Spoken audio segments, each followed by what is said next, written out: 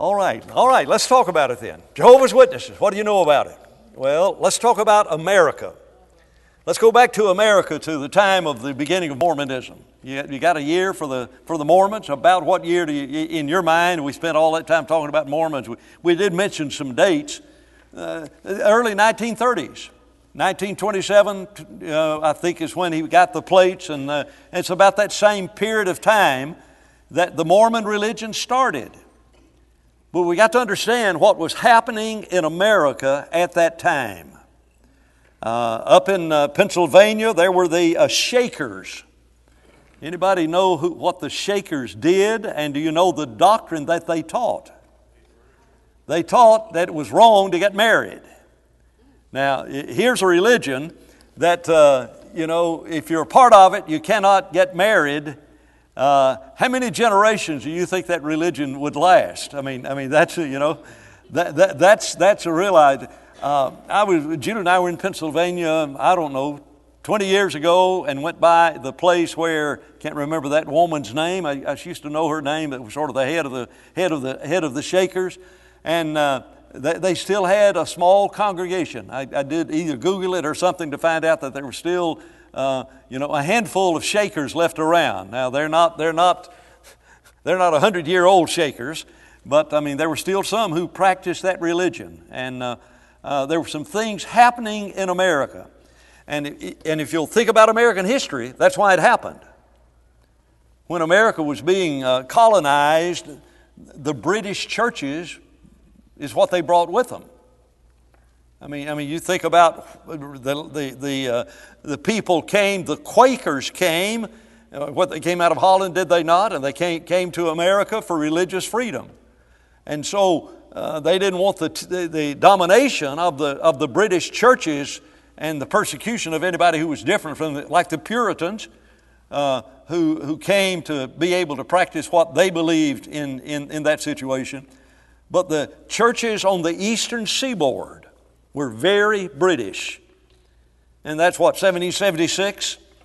Now, you go to the end of that century, and now we get to the era of Daniel Boone. And now we got people coming across the mountains, and so they're settling in Ohio and parts of Pennsylvania, and the western part of Pennsylvania, and Indiana, and Illinois, and up in the Midwest that's there. And then Daniel Boone and the individuals who came, many of those who came, religious groups that came to Tennessee and Kentucky, came out of the Carolinas. And there were a lot of Baptists. In fact, the primitive Baptists claim their beginning in America in the Carolinas. And so whenever when they were being settled out in the West, then that's what they brought with. But whenever you come across the mountains, you lose connection with church hierarchy. And you got to understand how there was developing in America on that frontier. And it's hard for us to think about Ohio and Illinois and Indiana and Kentucky and Tennessee being frontier, but that's what it was. And so it gave birth to all kinds of new religions. And that's why a religion as weird as the Mormon religion, with all of the peculiar things that they had, why it could take hold. Because people were very, very religious. And you go back to that time, and the Methodists and the Presbyterians that we know today were totally unlike the Presbyterians that came across, who believed in predestination. They were unbelievably religious. And so America was a land where people really believed the Bible, and so they were studying the Bible. And all of a sudden, a person would come along with some sort of personality, and he could develop a following pretty easily. And so you've got the Mormons in the 1830s, and then in the 1840s, you've got the Seventh-day Adventists.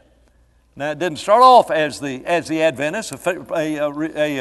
A religious leader by the name of Miller started teaching about the advent of Jesus. And so he was very adamant about the advent, meaning the second coming of Jesus. And so he did a lot of writings, and he was really powerful and convinced people in 1843 that the Lord was going to come back, and he even named the date in 1844 when the Lord was going to return. And so those who were part of that movement literally dressed in white robes, bed sheets would be my guess, dressed in white robes and went to the mountaintops really expecting the Lord to come back. Don't know if you noticed it or not, but he didn't make it. And so Miller said, well, I forgot about the year zero. And so it's really not going to be in 44, it's going to be in 45. And there was still a religious stir in religion. We sensed that in Y2K. Is that what I want to say? You remember when the year 2000 came along and everybody thought that all the computers were going to crash, and there were many religious people who really thought the Lord was going to come back. And there was a stir in America, religious stir in America, that since one day with the Lord is as 1,000 years, and 1,000 years is one day, and since the earth was created in 4000 BC, and then the year 2000 would have been 6,000, well, that's 6 days with the Lord. Then the Lord's going to rest on the seventh day, the 7,000th year, which would have been the year 2000. And there were people really stirred up about that. And it happens, you know, the Jim Jones and kind of things that happen in relationship to him and the stirring up of people. Now you go back and put that in an atmosphere in America. And it is rather interesting that Charles Russell was greatly influenced by the teachings of the Adventists. Because, by the way, when William Miller fell by the way and lost the leadership of that, Ellen G. White became the leader of the Seventh-day Adventists. And her writings are looked upon as being almost the very words of God. In fact, Ellen White went up to heaven. And just like Paul went to heaven, you remember Paul went to heaven and heard some things he wasn't allowed to tell everybody about it. But Ellen G. White made a trip to heaven, and whenever she got up to heaven, she saw the 10 Commandments, and there was a halo around the 4th commandment regarding the Sabbath. And was it Foy Wallace that said, God told Paul not to go back and tell everything he'd heard, but he knew better than to tell a woman not to go back, and so she came back and she was allowed to tell everybody she'd seen up there in heaven. And seriously, I mean, they really believed her. I mean, Miller had convinced them, and she became the leader of that movement, and so she added the seventh-day aspect to it. And so that, you know, that's in the 1840s, 1850s.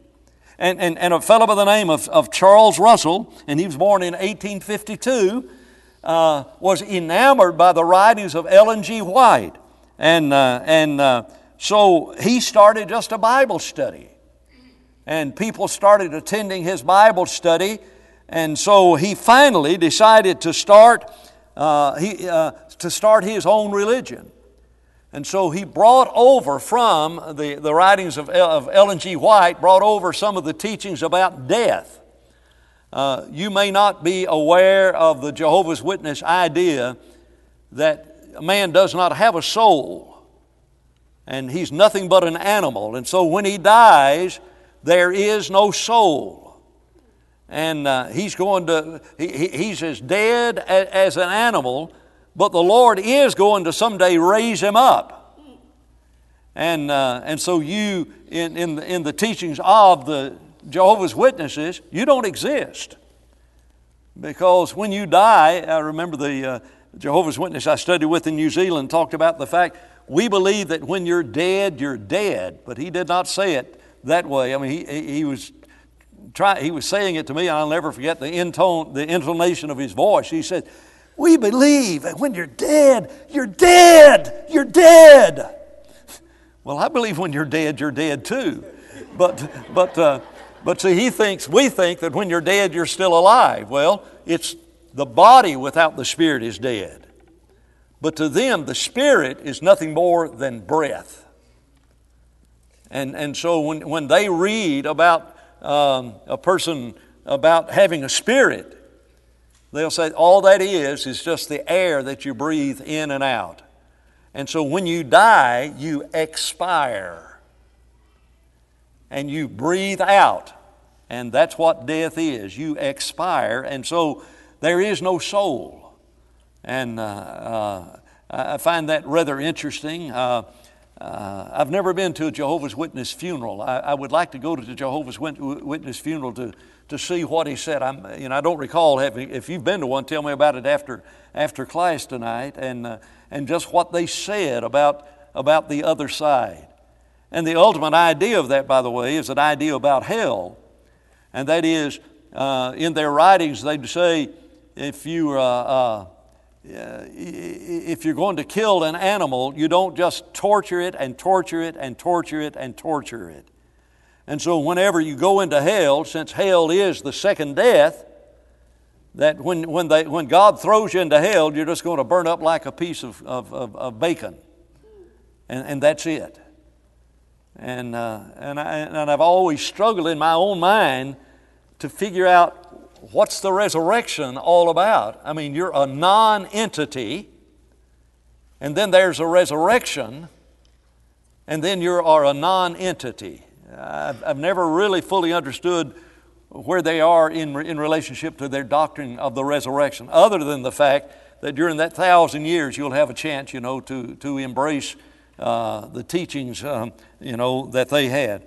But he started a group, and he finally decided to organize that group, and his church was chartered in 1874 as the Zion Watchtower Society. And I'm talking about Charles Russell is that individual who sort of came out of that spirit that was in America. And so he started this Bible study group and started doing a lot of publication. And so he published 7 volumes of book. Actually, he only wrote 6 of them, called The Divine Plan of the Ages. And so just like the Jehovah's Witness now, whenever they meet in their Bible studies, they pull out the Watchtower and study. They study the Watchtower book far more than they study the Bible. And so that's what they started doing. And he had a really massive following because of the peculiar doctrines that they taught were something that were fascinated, and he really tried to use the Bible to prove all of these things. And if you've ever had a study with Jehovah's Witness, they'll have their Bibles open. They will be inside the Bible. It's rather ironic. The only verses they know are their verses. And you try to go to another verse and look at another verse, and they're clueless about what's involved in that, which says something about the very nature of their study. They're very grounded in looking at a particular passage, but to look at another passage, no ability at all really to analyze other passages in relation. Dave, you had a comment. Speak loud, Dave. I think you have to also look at the situation as they're, 10 years after the Civil War. So you've had all this killing and all this yes. death and stuff. It's got to have some effect. And a part, by the way, a part of what Russell did, because he had just come through the American Civil War, and that's what Dave just mentioned, is that government is evil. And I've got some quotations that I'll read to you, but we're going to run out of time before we get to all of them. But the name of that first book in the Divine Plan of the Ages was called The Millennial Dawn, D-A-W-N. In other words, there is the beginning of the millennium. And so it was his view that the Lord was about to come back. The 1,000-year reign of the Lord was about to happen. And so, in fact, he convinced everybody that it was going to happen 4 years later. And that would have been he started preaching in 88, or pardon me, 84. It had been in 88 when the Lord was going to come back. And so he really had a lot of people stirred up about that. Now, a thing that has characterized the witness religion over and over again is setting the dates for the return of the Lord. And what I'd like to do is just to take a few minutes and read to you statements from this divine plan of the ages. And so if you'll try to recognize that Russell was there and he started that church, and these books were being scattered all over America. It's called the Divine Plan of the Ages. And so in volume 2, he says, we consider it an established truth that the final end of the kingdoms of this world and the full establishment of the kingdom of God will be accomplished at the end of A.D. 1914. Now, this is pretty good in the 1890s.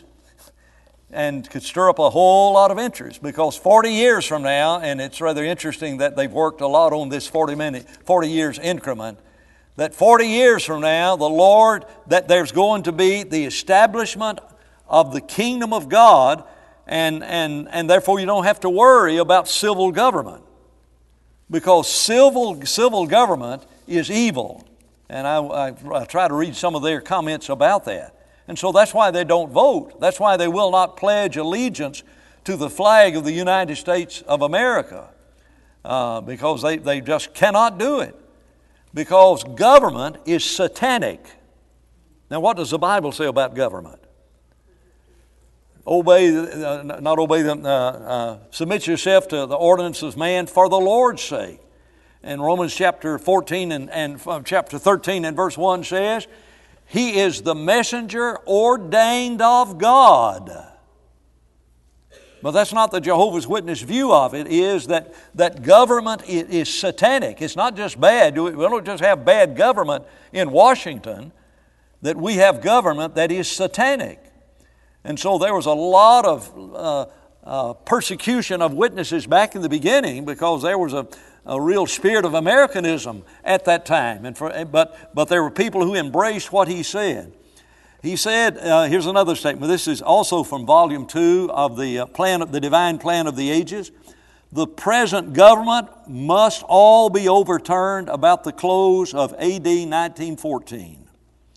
And then he says, and the battle of the great day of God Almighty, that's mentioned in the book of Revelation, will end in 1914 with the complete overthrow of earth's present rulership. So it's coming to an end. And so you've got to understand how in that period of American history, people were really embracing what he said. And there is something, by the way, in the psyche of mankind that permeates our own society, which explains why in our own day people are so fascinated by Matthew 24 and by the book of Revelation, because they believe if you'll read those passages, you will have insight that nobody else on this earth has about the return of Jesus. And it happens again and again. We've mentioned the book that came out, 88 Reasons Why the Lord is Going to Come Back, in 1988. I've had that book in my library. I think I still have that book. And people were really, really fascinated by it. And so the witnesses, more than any other people, have set the date for the return of the Lord. But what Russell did was saying that he's going to come back in 1888. And that was about 4 years after he started his church. And if I have time, I'll read you how he got around that, by the way. He found a Greek word and says, well, that's the way it's got to be. Here's another one. This also is from volume 2. The gospel age of harvest will end October 1914, and the overthrow of Christendom, so-called, must be expected to immediately follow. By Christendom, he meant the established denominations there were in America, particularly the Roman Catholic Church, but other churches like Methodist and Presbyterian and others, that Christendom, in quotation marks, will be overthrown. And so that by the end of 1914, there will be no more denominations. because the Lord is going to come back and the millennium will begin. And so that the first book of Divine Plan of the Ages was called the Millennial Dawn, the dawn of the millennium. And so this is volume 2 of that Divine Plan of the Ages, and people were stirred up and embracing what he had to say. This is again from volume 2. Sometimes before the end of 1914, the last member of the divinely reorganized Church of Christ, the royal priesthood, the body of Christ, will be glorified with the head. And by that, their view was that when the millennium starts, the 144,000, that's who he's talking about whenever he says the divinely recognized Church of Christ, the royal priesthood, they're going to leave the earth. And so in 1914, all the 144,000 were going to go to heaven, and they were going to go to heaven where to be glorified with the head. Then it says, the reign of the heirs of the heavenly kingdom over the world can date only from 1914, when the time of the Gentiles has expired. And then again from that same publication, the time of the Gentiles will run fully out in the year 1914, and at that time they will be overturned and Christ's kingdom fully established. And so they stated over and over and over again, the end is going to come in 1914. They published a book that was entitled, Millions Now Living Will Never Die. And I looked for years and years and years looking for a copy of that book. I don't know how many times, Dirk, I know you go sometime to Goodwill and and looked at books. I looked all over this world thinking that if I could ever find that book published in about 1918 or something like, or about it, well, it could have been even published in 1914. But it says in that book that by the year 1925, Abraham, Isaac, and Jacob will be raised from the dead. And the man that is 80 years of age will start becoming youth again, young again, and because there's only a physical body, then his old body will physically become like that body he had when he was just a young person. And I really, really believe that if I could ever find a copy of that book, that I'd be able to convert every Jehovah's Witness I ever met. I mean, here's the one that you followed. And I finally found one. And so I've got I found it in New Zealand, and couldn't believe what I picked up when I had found it. And by the way, that book has been republished by some members of the Church of Christ have republished that book. And but I've got an original copy of it. And the first time I saw Jehovah's Witness, they said, well, we learned better. We learned better. And so in 1907, this is what Charles Russell said. Let us suppose a case far from our expectation. Let us just imagine, and it's really not going to happen. It exceeds our ability to expect it to happen. Suppose that AD 1914 should pass with all the world's affair, all serene, and with evidence that the very elect have not been changed, and without the restoration of natural Israel to favor under the new covenant, what then? Would that not prove our chronology wrong? You know, if after 1914 the world does not end, would not that prove that we were wrong? And so in 1907 he says, yes, surely, exclamation point, well, in italics to emphasize it. And so in the divine plan of the ages, he says, be it distinctly noticed that if the chronology or any of these time periods be changed by even 1 year, the beauty and the force of the parallelism would thus be utterly destroyed. Well, you may not have noticed the Lord did not come back in 1914.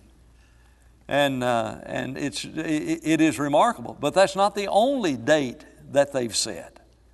And so about every 30 or 40 years, they will say the Lord is going to come back.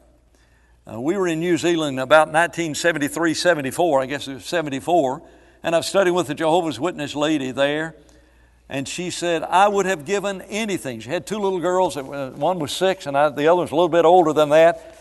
Said, I would give anything if I had known before these children are born what I know now. That in 2 years, the tribulation is going to come.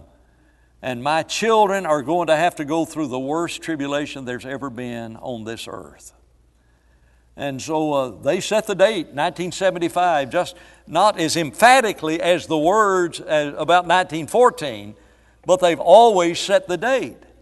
And so whenever the Lord did not come back in 1975, how are you going to deal with divine chronology?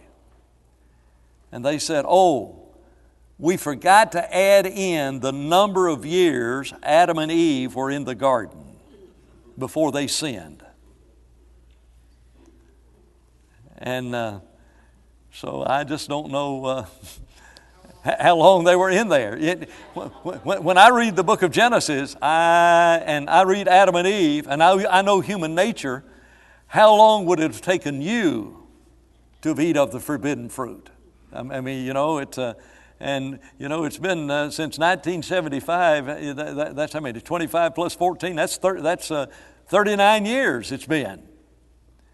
And so there were at least 39 years in there before Adam and Eve ate of the forbidden fruit. But now I want you to stop and think about a book that was published in 1914 to 1925, or before 1925. Millions now living will never die. How many people are on this earth that were alive in 1913? And don't raise your hand, okay? But just think about it. Millions now living will never die, and that's the name of that book. Where are those millions right now? If you were alive in 1913, and if you were a man of 80 years of age in 1913, you know how old that makes you right now? And by the way, where's Abraham, Isaac, and Jacob? They're going to be raised, by 1925, they're going to be raised. It is rather ironic that the witnesses, to protect themselves, published another Jehovah's Witness book, and guess what they named it? Millions now living will never die. And it was to get away, and they published that later because people kept saying, well, didn't you teach this way back yonder? No, here's our book, Millions Now Living Will Never Die. And so it is rather ironic in relationship to that. Is it time to read the second bell, or should I go to one other thing?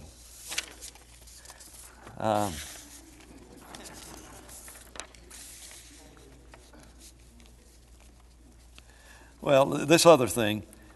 Jesus came, but nobody saw him in 1878. After this date passed away, nothing of special significance happened, so he compiled another set of figures, and making use of the number 40, came up with 1914. So I said 88, I think I should have said 78. So that's how he got to 1914. And so he was studying, and he found that the Greek word for the appearing of the Lord means the presence of the Lord. And so the Lord didn't really come back in 1878. He just made his appearance. And by the way, the Adventists say, whenever they talk about William Miller and all of that, well, the Lord didn't really come back in 1844. He entered the heavenly sanctuary. I don't know that that's spoken of that clearly in the Bible. I can't think of entering the heavenly sanctuary mentioned at all in the Bible. That's it for tonight. We'll take up here and keep going on this.